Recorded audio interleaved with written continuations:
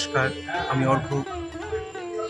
আজকে আমি হাওড়া জেলার বালি অঞ্চলের কল্যাণেশ্বর শিব মন্দিরে উপস্থিত হয়েছি। এই ভিডিওতে আমরা দেখব কল্যাণেশ্বর মন্দিরের ইতিহাস, ঠাকুর শ্রীরামকৃষ্ণ স্বামীজি এবং মা শারদার এই মন্দিরের সঙ্গে যোগাযোগ। গঙ্গার পশ্চিম উপকূলে বারাণসীসম একটি গ্রাম এই বালি।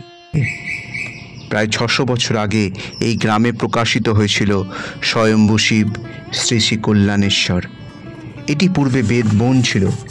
এক সন্ন্যাসী এই শিবলিঙ্গের মাথায় মণি দেখে তখন তিনি এটা নেবার জন্যে বাবার মাথায় কুড়াল দিয়ে আঘাত করেন এবং কিছুক্ষণের মুহূর্তেই তার মৃত্যু হয়। যদিও সেই মণির সন্ধান আজও পাওয়া যায়নি, তবে শিবলিঙ্গের মাথায় লক্ষ্য করলে তার চিহ্ন অনেকটাই স্পষ্ট। বালি এবং উত্তরপাড়াতে 6 আনি ও 10 আনি রাজা থাকত। 6 আনি রাজাকে কল্যাণেশ্বর স্বপ্নাদেশ দেন যে আমি আছি ওখানে, আমাকে প্রতিষ্ঠা কর। এরপরেই মন্দির প্রতিষ্ঠিত হয়। যদিও বহু বিবর্তনের সাক্ষী নিয়ে এই মন্দির গড়ে উঠেছে। এখানে নাট মন্দিরের বাম দিকে একটি শিবলিঙ্গ ও তার দুই পাশে নন্দী মহারাজ অবস্থান করছেন।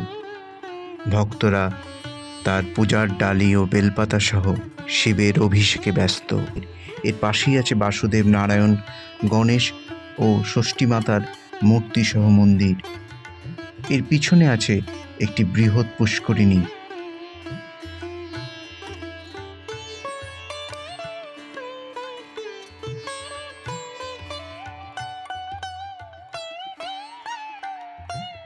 নাট মন্দিরের ডান দিকে আছে সিদ্ধেশ্বরী কালীমাতার মন্দির।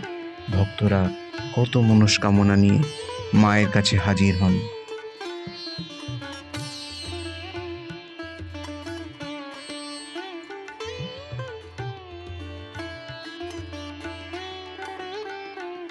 এরপর মূল মন্দিরের গর্ভগৃহে প্রবেশ করছি। বহু বিবর্তনের সাক্ষী নিয়ে এই মন্দির গড়ে উঠেছে। কথিত আছে কলকাতার মেছুয়া বাজার নিবাসী ভক্ত দয়ারাম বসু এখানে এই ছোট্ট মন্দির নির্মাণ করেন। ভগবান শ্রী শ্রী রামকৃষ্ণ এই মন্দিরে শুভাগমন করেছিলেন ভাগ্নে হৃদয় ও স্বামী ব্রহ্মানন্দের সাথে। শোনা যায় ঠাকুর যেই মাত্র মন্দিরে প্রবেশ করেন সেই সময় গর্ভমন্দিরে এক অনির্বাচনীয় আলোক উদ্ভাসিত হয়। ঠাকুর সমাধিস্থ হন। পরে বলেন, এটি যে জ্যান্ত শিব।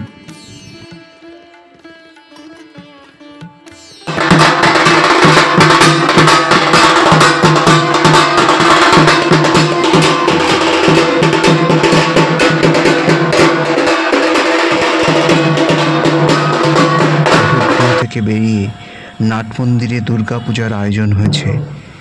শিব যেখানে নিত্য সেবা পায় সেখানে পার্বতীর আবির্ভাব খুবই স্বাভাবিক। এই যে লাল রঙের নবনির্মিত মন্দিরটি হনুমানজি বা সংকটমোচনের মন্দির।